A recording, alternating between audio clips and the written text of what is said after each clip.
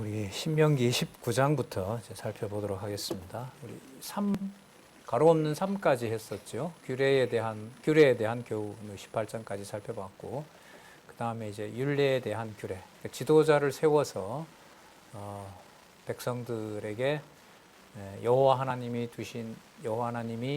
인도한 땅에서 여호와 하나님의 이름을 그야말로 구체적인 모든 사건에서 여호와 하나님의 이름을 두시고자 하는 것을 이제 성취하신다고 보셔도 되죠. 그것을 약속하시는 내용이 19장에서부터 26장까지 내용이고요. 19장에서부터 21장까지 먼저 생명에 대한 율례 내용이 나옵니다. 한번 보도록 할까요? 먼저 억울한 죽음을 금하게 하시는 내용이 나타납니다. 19장 1절에서부터 10절, 부지 중에 범죄자를 도피성으로 피하게 하라고 명하는 내용이 나타납니다. 여기도 접속사가 나와요. 내 하나님 여호와께서 이 열국을 멸절하시고, 정복을 누가 하시는 거죠? 여호와 하나님께서 또다시 내 하나님 여호와께서 그 땅을 내게 주심으로, 정복도 여호와 하나님께서 하시고 분배도 여호와 하나님께서 하시고, 내가 필경 그것을 얻고 그들의 각 성읍과 각 가옥에 거할 때에 또다시 한번 내 하나님 여호와께서 내게 기업으로 주시는 땅 가운데서 새 성읍을 너희를 위하여 구별하고, 다시 내 하나님 여호와께서 내게 유업으로 주시는 땅의 전체를 3구로 분하여 나누어서 그 도로를 닦고 무릇 살인자를 그 성읍으로 도피하게 하라. 그래서 요단강을 기준으로 오른쪽에 몇 군데? 3군데. 왼쪽에 3군데. 그렇게 해서 억울한 죽음을 도피성을 만들어 주시는 거죠. 그 내용들은 우리가 많이 알고 있으므로 본문을 따라오시면서 보도록 할게요. 4절에 보면 살인을 했어요. 혐의가 없이, 원한 없이 사진을 부지중에 했는데, 그 사람이 이제 일반적인 율법에 의하면 그 눈은 눈으로, 이는 이로 그렇게 해서 이제 그 보상을 똑같은 것을 받아야 되는 거죠. 자, 6절에 그러나 그 사람이 그에게 본래 혐오니 증오심이 없으니 죽이기에 합당치 아니하나 두렵건대, 그 가족인 누군가가 그걸 봤을 때는 원수 갚으려고 하겠죠. 그래서 그 살인한 자를 죽이려고 따라오게 되는데, 7절 그러므로 내가 네게 명하기를 새 성읍을 너를 위하여 구별하라 하노라. 자, 8절 다시 한번 내 하나님 여호와께서 내 열조에게 맹세하신 내 지경을 넓혀 내 열조에게 주리라고 말씀하신 땅을 다 내게 주실 때, 이거 제일 길어요. 접속사 중에 제일 길고, 제일 길다는 말은 상세하게 여호와 하나님께서 모든 것을 성취하셨을 때에 이 말인 거죠. 자, 주셨을 때에, 이게 아까도 말씀드렸는데 마태복음의 접속사랑 똑같아요. 마태복음에 아까 접속사가 뭐라고 그랬었죠? 그때에. 그 명법이, 마태복음을 쓴 그 명법이 쓰던 그 문장의 방법이 제가 봤을 때는 신명기 톤이에요. 계속해서 뭐 했을 때, 그때에 이걸 정하신 대로 이루셨을 때, 그 다음 또 이걸 이루셨을 때, 목적은 여호와 이름을 두시려고 했을 때. 9절 또 내가 나의 오늘날 내가 네게 명하는 이 모든 명령을 지켜 행하여 내 하나님 여호와를 사랑하고 항상 그 길로 행할 때에 이 셋 외에 새 성읍을 더하여 내 하나님 여호와께서 내게 기업으로 주시는 땅에서 무죄한 죄를 피 흘림 없게 하라. 이같이 하면, 왜 그러냐 하면 그 피가 내게 돌아가지 않게 하려고 그런다. 이렇게 보시면 됩니다. 몇 페이지를 보시냐 하면 거기다 그 본문 끝에다가요 1425라고 쓰시고요. 1425페이지 자료가 있으니까 우리 참조 한번 하고, 1425페이지에 보면 그 지도 하나 나오죠. 6개의 도피성 찾으셨어요? 6개의 도피성. 요단강을 기준으로 오른쪽에 동그라미 3개 있죠? 골란, 라못, 베셀. 자, 왼쪽에 가나안 땅 지역에 게데스, 세겜, 헤브론. 그럼 여러분 이걸 동그라미 딱 해보면 골고루 12지파가 도망할 수 있는 평균 거리가 나오죠. 이 중에 가장 가까운 데를 찾아가게 되는 거죠. 좀 신학적인 의미를 부여하면 예수 그리스도의 도피성인 예수 그리스도의 말씀은 세계 어느 곳이든 그곳에서 찾아가기에 가장 좋은 하나님의 도피처가 있는 거예요. 그게 바로 하나님의 말씀, 하나님의 복음이 전해진 곳이라고 할 수 있겠죠. 그곳이 바로 교회이기도 하고요. 자, 다시 돌아오셔서 그러나 여러분 고의로 죽은 자는 어떻게 될까요? 벌을 받아야죠. 징벌을 해야죠. 19장 11절에서부터 13절. 그러나 만일 사람이 그 이웃을 미워하여 엎드려 기다리다가 그를 일어나 죽이면 이 한 성읍으로 도피해도 그 성읍에서는 보호할 수가 없는 거예요. 13절. 내 눈이 그를 긍휼히 보지 말고 무지한 피 흘린 죄를 이스라엘에서 제하라. 사본에는 그리하면은 없어요. 그렇게 해서 내게 복이 있으리라. 뭐가 복이라는 거냐 하면 거짓말하고 도피성에 들어간 자를 하나님의 법으로 처벌을 하는 것이 뭐가 있게 되는 거다? 복이 있다는 거예요. 이거 잘 연결 안 되죠. 거짓말 잘하는 자를 그냥 거짓말 하다가 그냥 벌을 받아서 죽었구나. 이게 오히려 나은데 지금 성경은 그리하여 그래서 내게 뭐가 있으리라? 복이 있으리라. 이 복이 뭘까요? 사실 그러니까 죽이는 일인데 저거 거짓말하다 저게 돌에 맞아 죽었구나 이렇게 됐어요. 그러면 앞으로 우리도 뭐 하지 말아야 되겠다 이런 교훈으로 가야 되잖아요. 근데 성경은 이걸 뭐라고 말씀하고 있냐면 내게 뭐가 있으리라? 복이 있으리라. 여러분 마음이 좀 흔들렸어요. 어느 쪽으로 흔들렸냐면 사람이 죽고 사는 것의 복으로 사는 것이 복이고 죽는 것은 저주라고 한 것에 여러분의 마음과 제가 질문을 던지는 건 저도 흔들렸다는 거예요. 흔들린 거예요. 그럼 이제까지 연결고리로 삼았던 게 무너진 거예요. 그럼 이 복은 뭘까요? 그렇죠. 이름인 거예요. 내 하나님 여호와께서 여호와의 이름을 주시려고 택한 그곳에 여호와께서 언약대로 이루신 일이 보존된다 이 말이 복이 있으리라예요. 이렇게 취약하다니까요, 우리가. 말씀 들어도 물론 하나님이 보호하시지만은 우리 쪽으로 뭔가 언어가 한두 개가 딱 붙게 되면 기존의 여호와 공부하고 이런 것들이 순식간에 무너져요. 지금 본문을 보면서도 무너지잖아. 그렇게 많은 연결고리가 나왔는데도. 네. 그래서 앞으로 이 복이 인간 중심적인 것에 흔들리지 마시기 바랍니다. 저 흔들린다 저한테 이렇게 손가락질을 하시면 돼요. 저거 흔들린다 이렇게. 여호와가 아닌데 이렇게 하시면 이게 처음에 읽을 때 이게 연결이 잘 안 돼요. 사실 안 되더라고요. 자, 그러니까 분명하게 연결고리를 잡아서 갈게요. 그리고 소유로 주신 땅의 경계표를 옮기지 말라라고 얘기를 합니다. 중요하죠. 14절. 내 하나님 여호와께서 내게 주어 얻게 하시는 땅 곧 내 기업된 소유의 땅에서 자, 선인의 열조겠죠. 열조에 정한 내 이웃의 경계표를 이동하지 말지니라. 그리고 증인과 그 다음에 위증을 구별해서 거짓으로 모함하는 것을 갚으라고 하는 처벌하라고 하는 말씀이 거기에 나옵니다. 15절. 사람이 아무 악이든지 무릇 범한 죄는 한 증인으로만 정할 것이 아니요 두 증인의 입으로나 세 증인의 입으로 그 사건을 확정할 것이며 만일 위증하는 자가 있어 아무 사람이 악을 행하였다 말함이 있으면 그 논쟁하는 양방이 하나님 앞에 나아가 당시 제사장과 재판장 앞에 설 것이요 제사장은 자세히 사실하여 그 증인이 위증이라 그 형제를 거짓으로 모함한다 라고 판명이 되면 그가 그 형제에게 행하려고 꾀한 대로 그에게 행하여 너희 중에서 악을 제하라. 그럼 이때 악도 누구 이름 두는 것을 회방한다는 게 본질일까요? 거짓말한 그 자체로 끝나는 게 아니고 여호와의 이름을 훼손하는 거죠. 그 땅을 준 본래 목적을 망각하는 거예요.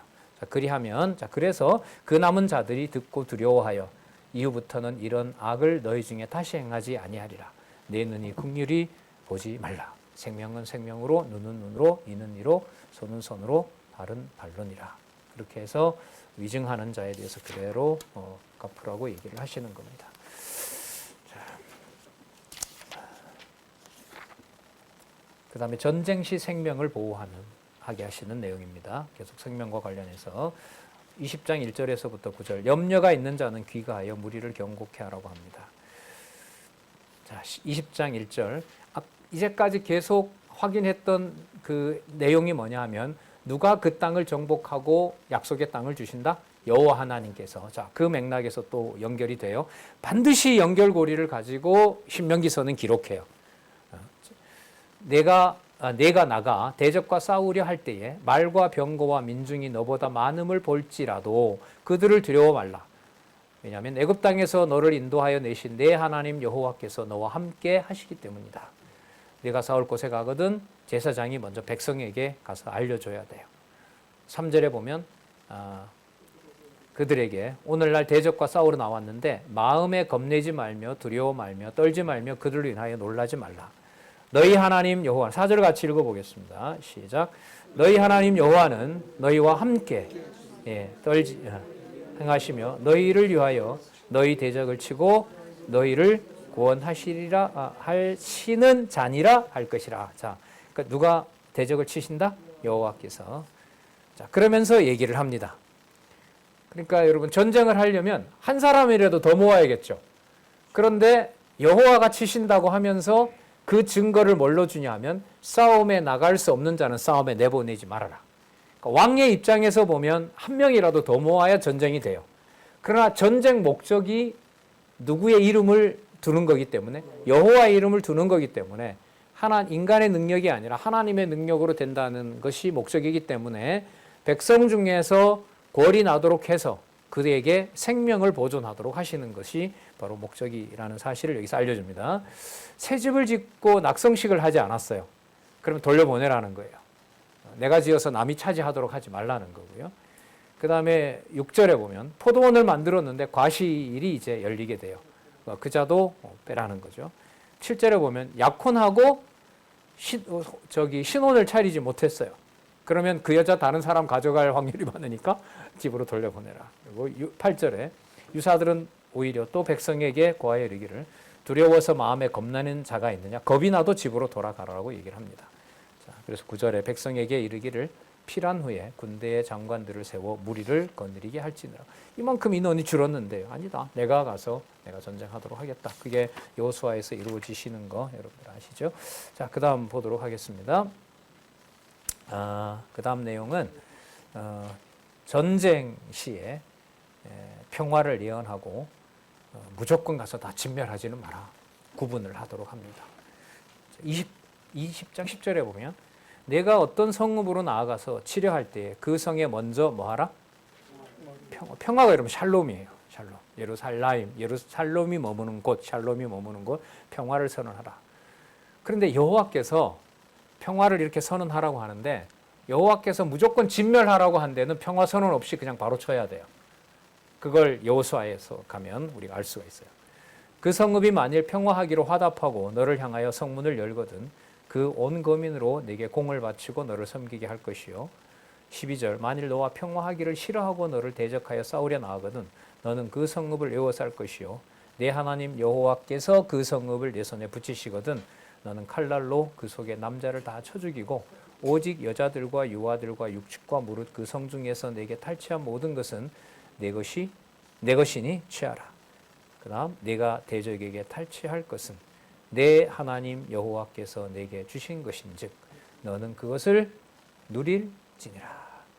이건 이제 평화를 선언했을 때인 거고요. 그렇지 않은 대적들에 대해서는 한 사람도 남기지 말고 전부 진멸해야 될 때가 있는 거죠. 자, 그걸 아쉽다고 남겨두면 안 되는 겁니다. 16절 오직 내 하나님 여호와께서 내게 기업으로 주시는 이 민족의 성읍에서는 호흡 있는 자는 하나도 살리지 말지니라.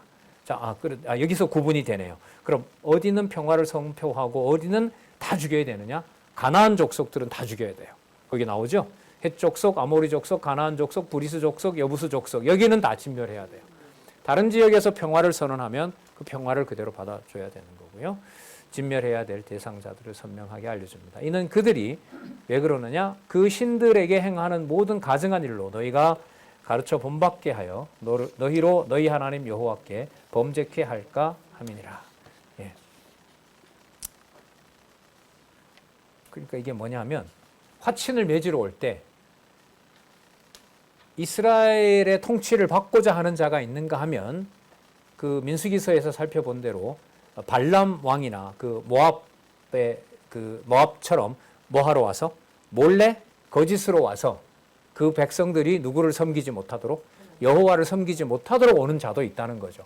그걸 하나님께서 구분해서 이런 경우에 이 성은 어떻게 해라? 진멸해라.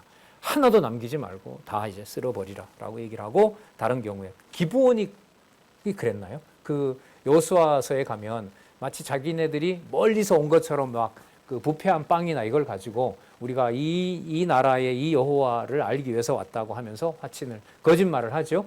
거짓말로 화친한 것을 그대로 받아주기도 하잖아요.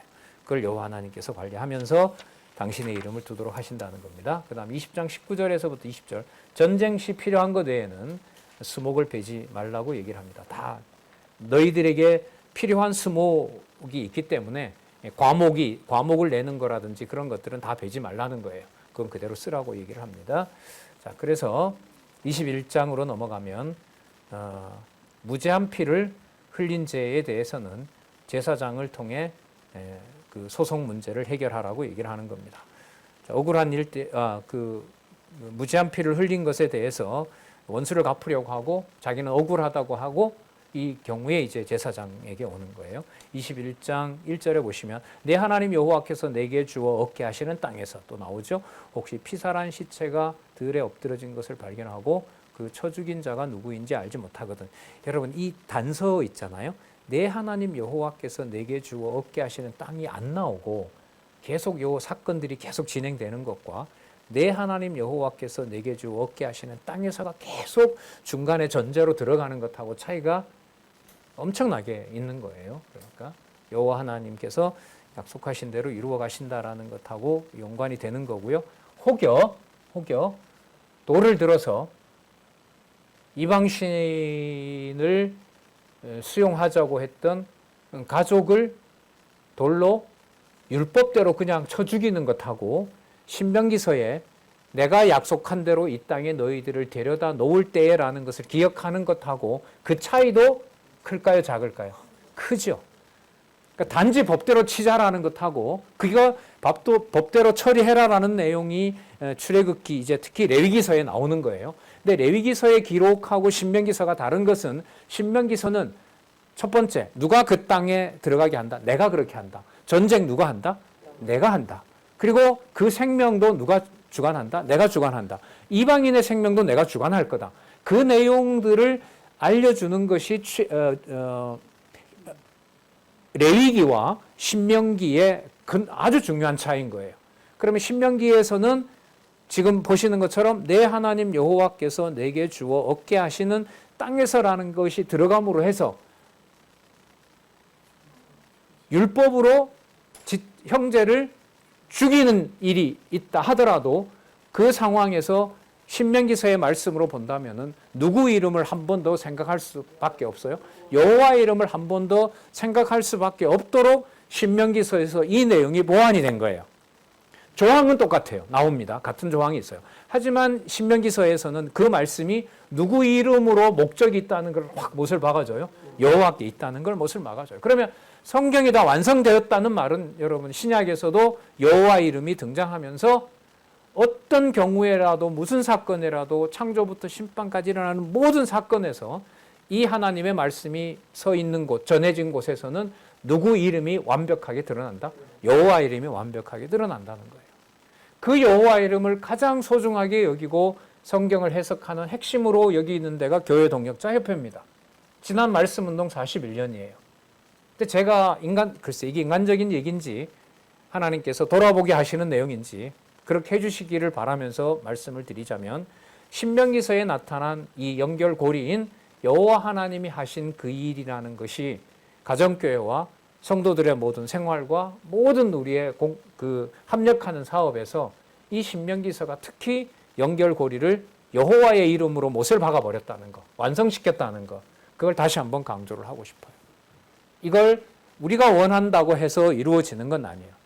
근데 이게 또 무서운 사실이 뭐냐면 분명히 여호와께서는 신명기서에서 자손 언약을 이루어 주시고 땅 언약을 본인이 하겠다고 하고 거기 가나안 땅에 들어가서 그 아모리 족속 가나안 족속이 보이는 앞에서 들어가서 어떻게 하라는 것을 상세하게 일러 주시면서도 하나님의 이름을 허락하지 않은 상황에서 하나님이 번제하도록 예고된 내용에 대해서는 하나님이 용서를 해요, 안 해요? 안 하죠.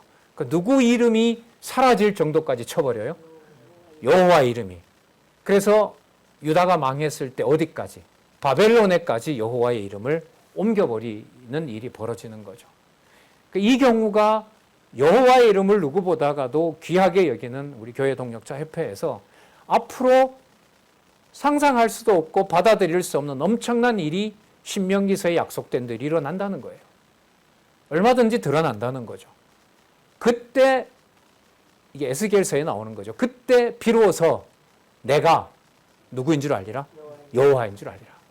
그 에스겔서 제 기억으로는 6장에서부터 37장까지 한 70%가 예루살렘이 망할 때 끝난다 이렇게 말을 하지 않고 그때야 비로소 누구 이름? 여호와 이름을 알게 되리라. 그게 뭐하고 연관돼요? 신명기서의 약속하고 연관이 되는 거예요. 예. 그렇기 때문에 우리 경우로 보고 내 상황으로 보면 뭔가 단절된 시간이 있었던 것처럼 보이지만 진리의 말씀이 완벽하게 기록되고 지금 성경 신학을 통해서 우리가 완벽하게 여호와 계시로 확증된 상황에서 그 여호와 말씀이 완성되는 과정에 단절은 있을 수 없다. 누구 이름은 한 번도 끊어진 적이 없다. 여호와 이름은. 그걸 우리 성도님들과 또 동력자들이 기억하고 앞으로 어떤 일을 하고 어떤 일을 하지 않고 되는 일이 있고 안 되는 일이 있을 때 신명기서의 연결고리를 같이 생각해 주기를 간절히 기도를 하는 겁니다. 네. 자, 보겠습니다. 5절 한번 볼게요. 2절 아까 1절 읽었었죠. 자, 들에 나갔는데 언약의 땅에 들어왔어요. 근데 들에 나갔는데 내 경계가 어디쯤인가 보러 갔는데 시체가 탁 널브러져 있는 거예요. 죽은 시체가. 자, 근데 누가 쳐 죽인지도 몰라요. 범인도 모르겠어요. 자, 2절 보세요. 너희 장로들과 재판장들이 나가서 그 피살한 곳에서 사면에 있는 각 성읍의 원근을 잴 것이요. 똑같이 길이를 잽니다. 그리고 그 피살한 곳에서 제일 가까운 성읍, 그 성읍의 장로들이 아직 불이우지 아니한 멍에를 매지 아니한 암송아지를 취하고 성읍의 장로들이 물이 항상 흐르고 갈지도 심지도 않은 골짜기, 경작하지 않은 골짜기로 그 송아지를 끌고 가서 그 골짜기에서 그 송아지의 목을 꺾을 것이요. 5절 레위 자손 제사장들도 그리로 올지니 그들은 내 하나님 여호와께서 택하사 자기를 섬기게 하시며 또 여호와의 이름으로 뭐하게 하신 자? 축복하게 하신 자라. 그 시체가 드러났다는 말은 그 동네에 무서운 하나님의 진노가 임할 수도 있는 거잖아요. 근데 제사장을 소개하면서 제사장이 여호와의 이름으로 뭐 하는 자? 축복하게 하는 자. 그 생명을 보존한다는 말하고 관계가 있는 거예요. 축복하게 하신 자라. 모든 소송과 모든 투쟁이 그의 말대로 뭐 될 것이다? 판결될 것이다. 그러니까 누가 죽였는지 찾아봐자. 자, 거리가 가장 가까운 거 보니까 가장 가까운 너희 동네 저기 살인자가 있다. 무슨 소리 하느냐? 가장 멀리 도망갔을 수도 있지. 그게 왜 우리가만 해야 되느냐? 이런 시비와 논쟁이 생기는 거죠. 그리고 사진자를 찾아야 되는 것이고 재판장 입장에서는. 그런데 미궁에 빠졌을 때 서로 논쟁하고 뭐 하지 말고 누구를 데려와라? 제사장을 데리고 와라. 그리고 경작하지 않는 땅으로 가라. 아무도 손대지 않는 땅. 그곳에 가서 암송아지를 잡으면서 여기 보세요. 모든 논쟁을 잠재워 버립니다. 그 누구 이름으로? 자, 그래서 제사장을 뭐라고 소개하냐면 여호와의 이름으로 뭐 하는 자? 축복. 보세요, 본문. 여호와의 이름으로 뭐 하게 하신 자? 축복하게 하신 자. 그 여호와의 이름을 축복하게 하신 자인 레위 지파를 통해서 모든 분쟁을 다 해결해야 되는 거예요. 당신 너 죄 많이 지었다. 아니다. 너가 나는 덜 지었다. 이 모든 논쟁들이 그리스도가 오셔서 제물이 되셔서 화목제물로 완성했을 때 형제가 형제에 대해서 정죄할 수 있는 모든 근거는 어떻게 돼버렸어요? 다 사라져버린 거예요. 모든 논쟁을 끝내버렸어요. 그리고 하나님의 말씀을 통해서 심판하는 모든 일은 전적으로 하나님의 주권에 맡기고 살아가도록 하는 것이 신약시대가 되는 거죠. 그래서 원수 갚는 일이 사라진 게 아니고요. 원수 갚는 일이 말씀을 통해서 누구를 통해서 성취가 된다는 게 더 분명해요. 성령께서, 하나님께서 그 원수를 갚으시는 게 더 선명한 거예요. 그 증거가 뭐냐 하면 신명기서하고 연결이 돼요. 누구의 이름이 기억나느냐 안 나느냐. 성경을 보는데 하나님의 이름이 안 믿어지게 해버려요. 강력한 증거가 뭐라고요? 예수님을 유대인들이 그냥 죽였어요? 법대로 죽였어요? 법대로 죽였죠. 법의 실체인 그리스도가 앞에 왔는데 모세의 율법을 들어서 모세의 율법에서 예고하고 있던 그 그리스도가 실체로 육의 몸으로 왔는데 그 예수 그리스도를 구약의 그 율법을 들여다가 법의 실체로 온 그리스도를 죽이는 어리석음과 우매함이 따르는 거죠. 그래서 예수님 보고 너 옳다, 그르다.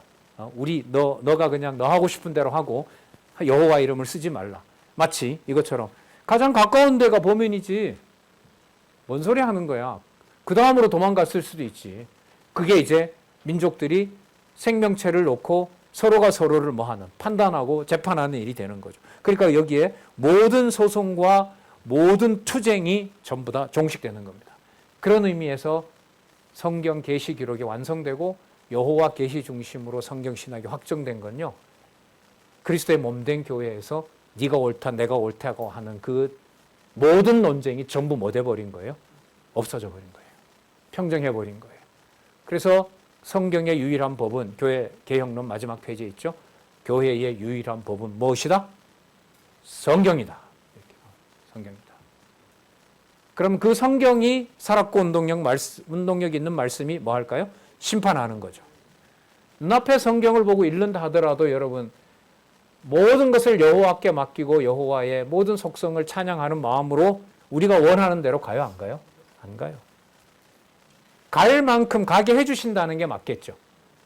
심판은 심판대로 하시면서 여호와의 이름이 뭐 할 수 있도록 보존되도록.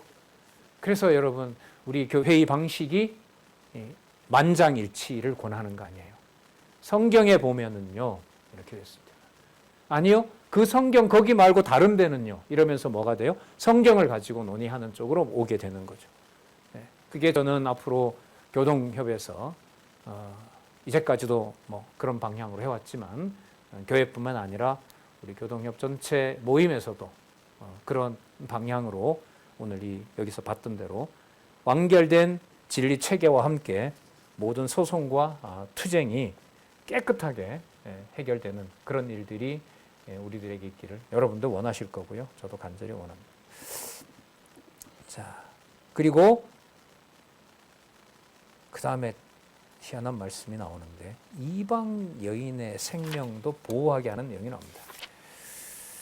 자, 먼저 8절부터 볼게요. 아까 그 시체, 피살한 시체와 관련된 내용이 조금 더 나오는데 8절에 보시면 7절부터 볼게요. 말하기를 우리 손이 이 피를 흘리지 아니하였고 우리의 눈이 이것을 보지도 못하였나이다. 봤지만 보지도 못 누가 죽였는지 못 봤다는 거죠. 자, 8절에 보십시오. 누구를 부릅니까? 여호와여. 자, 이게 논쟁을 마친 것이 누구에게로 돌아오고 누구에게 기도하는 거죠? 여호와여. 이 아름다운 일이 성사되지 않겠습니까?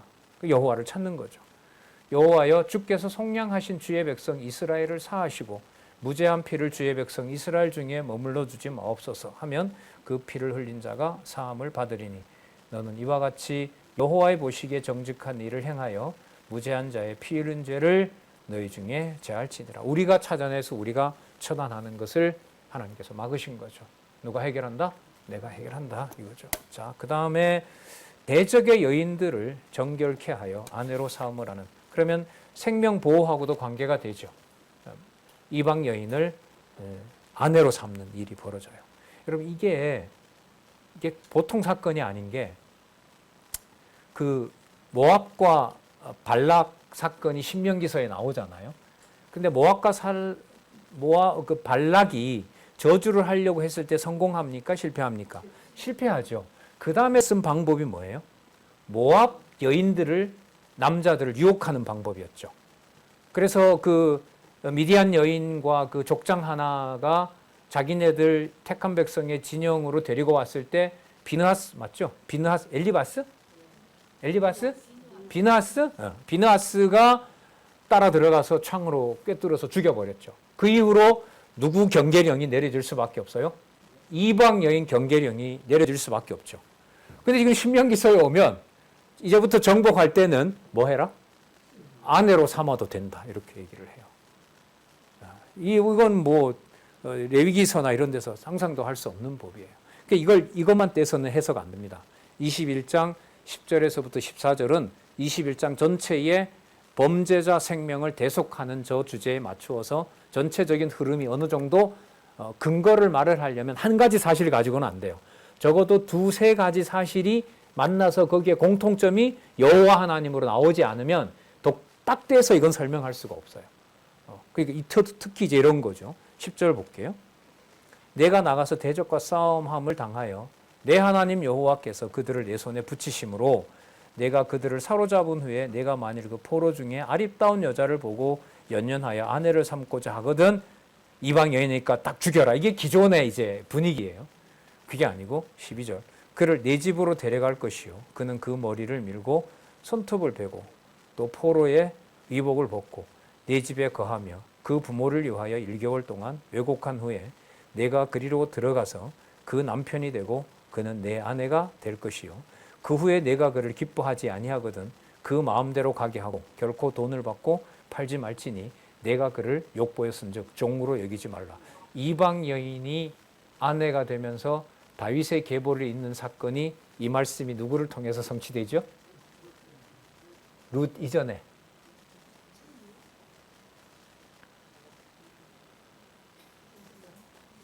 여리고 성을 칠 때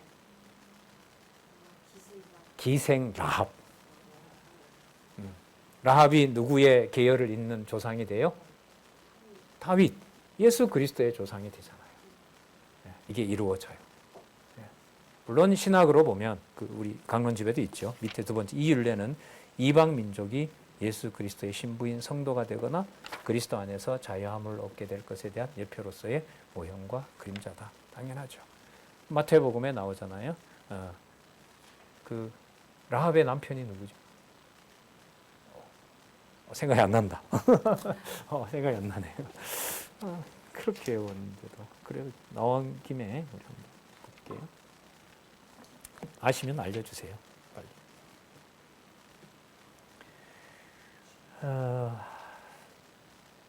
살몬은 라합에게서 보아스를 낳고 맞죠? 1장 마태복음 1장 5절.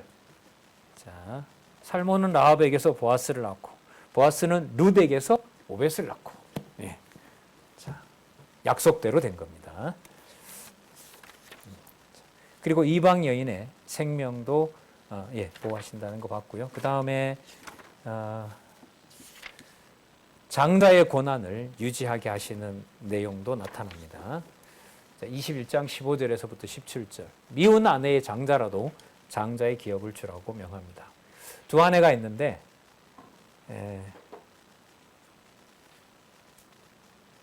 미워하는 아내가 장손을 낳았어요. 그럴 경우에 16절 자기의 소유를 그 아들에게 기업으로 나누는 날에 그 사랑을 받는 자의 아들로 장자를 삼아 참장자 곧 미움을 받는 자의 아들보다 뭐 하지 말고 앞세우지 말고 그 장자 권함대로 정하지 말라는 거죠. 반드시 그 미움을 받는 자의 아들을 장자로 인정하여 자기의 소유에서 그에게는 두 몫을 줄 것이니 그는 자기의 기력의 시작이라 장자의 권리가 그에게 있음이니라. 이게 여러분 재밌는 현상이 되는데요. 제가 예를 들면 이런 경우에 처해서 나는 내 사랑하는 여자의 차자를 나는 기업을 잃을 거야. 왜 그래? 근거를 대볼까? 이삭이 낳은 에서와 야곱 중에 하나님께서 누구도 장자시키라고 했다. 누구도 장자 대우하라고 한 케이스가 있다. 둘째도 안 그래요? 둘째도 장자 줄 수 있는 권한이 얘가 나온다. 얼마든지 변명할 수 있을 거 아니에요. 근데 이 경우로 보면 그게 통해요, 안 통해요? 안 통해요. 거기다 써먹을 수가 없는 거예요. 이 경우는 자기 마음대로 그 이삭에게는 하나님께서 낳기 전에 벌써 약속을 해주신 거죠. 누가 누구를 섬기리라? 작은 자가, 큰 자가 작은 자를 섬기리라고 약속을 해주신 거죠. 그럼 지금 이 경우는 이 법률이 완성되면서 장자권은 법률로 정해지는 거예요. 법률 정해지기 전에는 하나님께서 직접 나타나서 이삭에게 큰 자가 작은 자를 섬기리라고 한 그것이 법이지만 지금은 이게 글자로 명시가 되는 거예요. 그럼 이 법이 완성된 법이고 이 법을 이스라엘 백성들이 따라야 되는 거죠. 이게 여러분 신명기서에서 더 디테일하게 상세하게 레위기서의 내용들이 보완이 되면서 규례와 율례가 완성이 되는 거예요.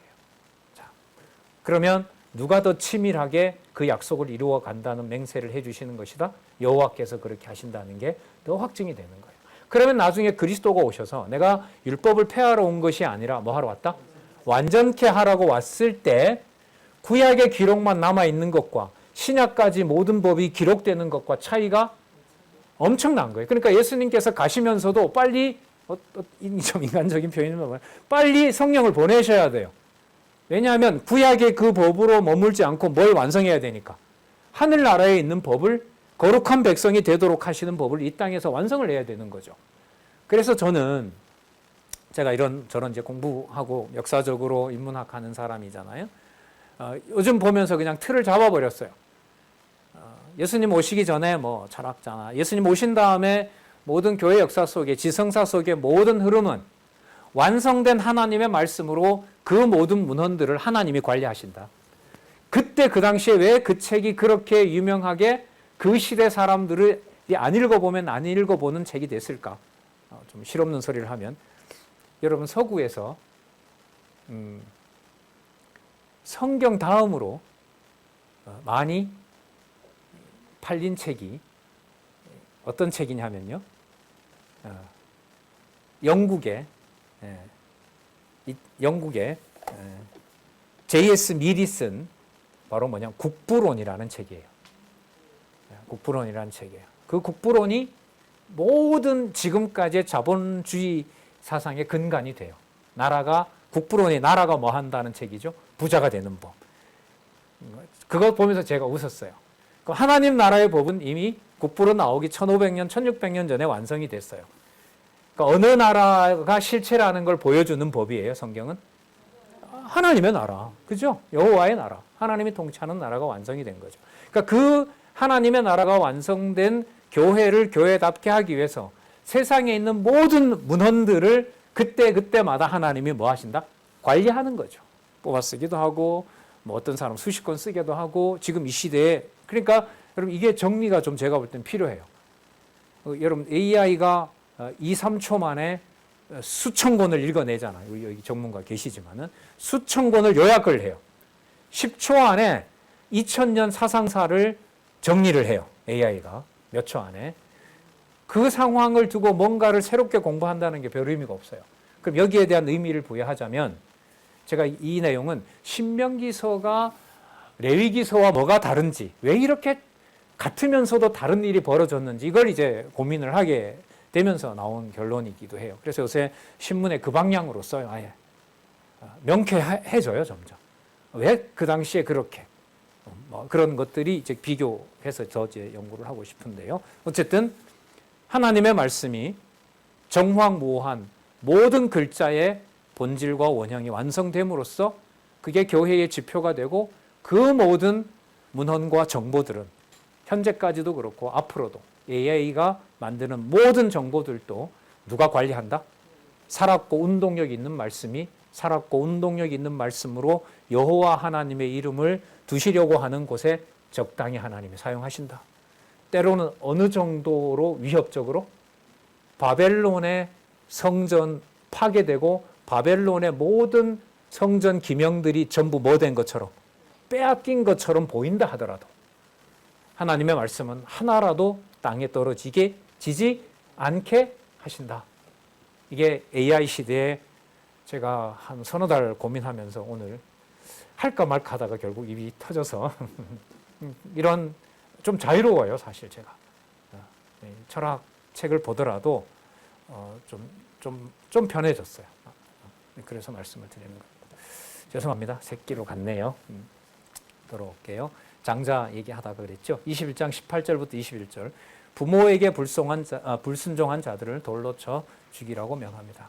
사람에게 완악하고 패역한 아들이 있어. 그러니까 부모와 다투는 자를 말하는 거예요. 패역한 자는 부모와 다투는 거예요. 자, 완악하고 패역한 아들이 있어. 그 아비의 말이나 어미의 말을 순종치 아니하고 부모가 징책하여도 듣지 아니하거든. 부모가 그를 잡아가지고 성문에 이르러 그 성읍 장로들에게 나아가서 그 성읍 장로들에게 말하기를 우리의 이 자식은 완악하고 패역하여 우리 말을 순종치 아니하고 방탕하여 술에 잠긴 자라 하거든. 그 성읍의 모든 사람들이 그를 돌로 쳐 죽일지니 이같이 내가 너희 중에 뭘 제하라? 제하라. 그러니까 부모를 거역한 것이 악의 실체인가요? 또 흔들렸어. 또 흔들린 거야, 이게. 이 구체적인 문제 이렇게 흔들려 버려요. 아까 우리 원수를 갚은 자를 죽였을 때 너희들에게 뭐가 된다? 복이 된다고 아까 얘기를 했잖아요. 악을 제한다고 하지 않았어요? 이거는 얼마든지 우리가 상상할 수 있는 사건이고 참 하기 힘들고 어떻게 보면 무서운 사건인 거죠. 부모가 같이 돌을 들고 누구를 때려 죽이는 거죠. 아들을 때려 죽이는 사건이 발생한 거죠. 그러면서 뭐라고 하냐면 악을 제하라 그래요. 그럼 우리 딱 이 악은 누가 누구에게 불효한 거? 아들이 부모에게 효도한 것이 이 악이라는 문자를 볼 때 제일 먼저 떠오른다고. 그래서 우리가 뭐 한 거? 흔들린 거예요. 그 접속사가 사라진 거죠. 누구 이름이 사라진 거예요? 여호와의 이름이 사라진 거죠. 여호와의 이름이 사라진 거예요. 그러니까 마음에 안 드는 애를 때려 죽였는지 여호와 하나님을 경외하는 행동이었는지 그건 누가 판정할까요? 네, 여호와 판정해요. 지금도 누가 그렇게 하실까요? 여호와가 하는 거죠. 자녀에게 여호와를 믿으라고 공고하는 건지 내 마음대로 안 믿어주니까 열받아서 정죄하는 건지. 권사님이에요. 그거 하셨구나. 여호와 이름을 가지고 정죄하시. 권사님 갑자기 웃으니까 저도 그러니까요. 누가 그렇게 하신다? 관절과 골수와 홍과 영과 관절과 골수를 찔러 쪼개시는 하나님의 말씀의 능력이 그렇게 해요. 내적으로 괴로운 것과 하나님을 경외하는 것이 사라지는 것과 어떤 게 더 심각한 거죠? 후자 아니겠어요? 예. 우리에게는 이게 좀 심각해요. 왜요? 오늘 시작해서 지금 마쳐야 되는데 마치는 시간까지 모든 사건, 자식까지 죽여야 되는 모든 사건의 연결고리가 누구 이름으로 누가 관리한다? 여호와의 이름으로 여호와 계신다는 게 오늘 확인한 거니까요. 회개하게 돌아올 수도 있고요. 나보다 먼저 보내게 할 수도 있고요. 오히려 내가 손해를 당하고 더 오랫동안 막 나가게 할 수도 있고요. 하지만 연결고리가 누구 이름이라고요? 네. 이걸 22장 22절에서 23절까지 사람이 만일 이것도 뭐뭐 할 때 이런 뜻입니다. 사람이 죽을 죄를 범함으로 내가 그를 죽여 나무에 달게 될 때에 23절 그 시체를 나무 위에 밤새도록 두지 말고 당일에 장사하여 내 하나님 여호와께서 내게 기업으로 주시는 땅을 더럽히지 말라. 나무에 달린 자는 하나님께 저주를 받음이라. 그러니까 이제 돌로 쳐 죽이는 것하고요. 그건 그냥 그대로 돌로 때린 그 돌이 무덤이 되면 그대로 끝나는 거예요. 그런데 묻는 게 아니라 나무에다 오히려 매달아 버려요. 그럼 나무의 처형 방식은 이거는 돌이킬 수 없어요. 저거는 명백한 죄라는 사실을 공지하는 효과가 나는 거죠. 마치 모세에게 하나님이 나타나서 이 말씀을 네가 공포하라고 하는 것처럼 하나님의 심판에서 나무에 시체를 단 것에 대해서는 명백하게 이거는 범죄고 돌이킬 수 없고 하나님의 진노가 임했다는 걸 알려주는 거죠. 그런데 그걸 그 당일에만 해야 되고 더 이상 달면 안 돼요. 국가 통치자는 본보기로 삼기 위해서 그걸 몇 날 며칠 두라고 하겠죠. 처참하게 썩어가는 걸 보면서 왕에게 달려주는 자는 어떻게 할 것인가 징벌의 효과를 만들어내려고 하겠죠. 하지만 하나님은 거기에서 징벌을 해주려 하는 게 목적이 아니에요. 누구 이름의 거룩성에 맞춰요? 여기 있는 대로. 나무에 달린 자는 하나님께 저주를, 그 앞이네요. 내 하나님 여호와께서 내게 기업으로 주시는 땅을 뭐 하지 말라? 더럽히지 말라. 그러니까 누구 이름을 거룩하게 하는 데서 목적을 둬요? 여호와의 이름. 그래서 보여주고 닫아라. 물론 나중에 그리스도께서 오셔서 그날 죽으시고 그날 무덤에 가시는 사건으로 이루어지긴 하지만. 자, 그래서 생명에 대해서 알려주고요. 그럼 생명을 가지고 살아갈 때 그냥 생명만 붙여놓으면 사는 게 아니잖아요. 그렇기 때문에 22절에서부터 26절까지 뭐가 나오냐면 생활에 대한 율례가 나오고요. 22절에 무슨 질서가 나올까요? 자, 보시기 바랍니다. 무슨 질서? 소유 질서. 그러니까 뭘 살려줬기 때문에, 생명을 보존했기 때문에 자기에게 이런 분배받은 소유가 무엇인지를 여호와 하나님께서 하나씩 알려주는 내용이 26장까지 진행이 됩니다. 네, 수고들을 하셨고요. 다음 시간에 22장부터 살펴보도록 하겠습니다. 기도하겠습니다. 하나님 아버지 감사합니다. 여호와의 이름으로 모든 사건들을 감정적으로 넘어서기 힘든 사건까지 여호와의 이름을 두시려고 하나님께서 섭리하셨다는 사실을, 또 섭리하실 것을 약속으로 또한 받았사옵나이다. 하나님 아버지, 더욱 간절해집니다. 육의 몸을 둔 이 세상에서 육신의 몸으로 읽을 수 있는 이 진리의 말씀이 살아계신 하나님의 증거가 되게 하시고, 우리에게 약속하신 성령께서 우리의 신비에 기록한 그 말씀으로 세상 정보와 혼탁하게 흐리게 만들지 말게 해주시고, 오로지 여호와의 자녀로 여호와의 이름으로 찬양하며 그때그때마다 이 세상에 살지만 구별된 하나님의 백성으로 살 수 있도록 진리의 말씀에 더욱 우리의 마음을 쏟는 귀한 지체들, 동역자들이 될 수 있도록 보호하여 주시옵소서. 예수님의 이름으로 기도드렸습니다. 아멘.